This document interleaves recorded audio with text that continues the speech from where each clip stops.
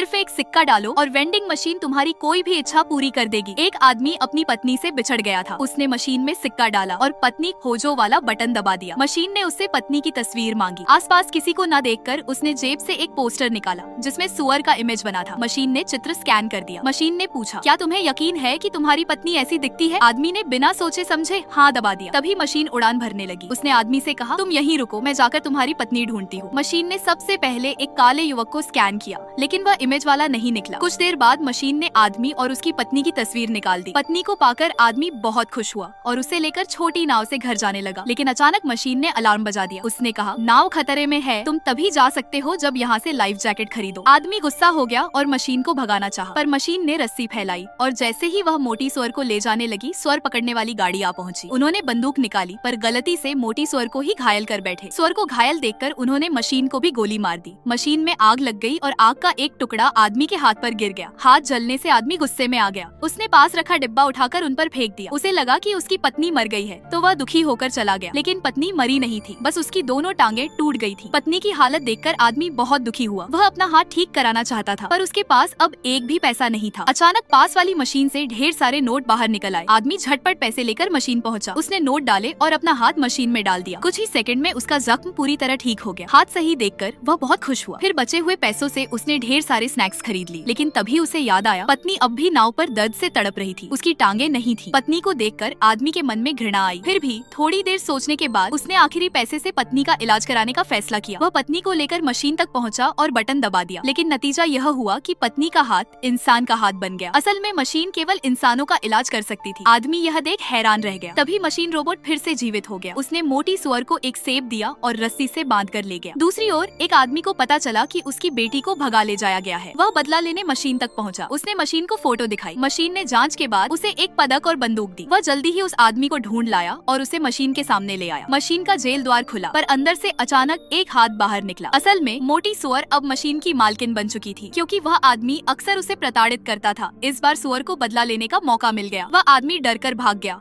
और यह आदमी अपनी पत्नी के साथ खुशहाल जीवन बिताने लगा। आपको कौन सा गेम पसंद है?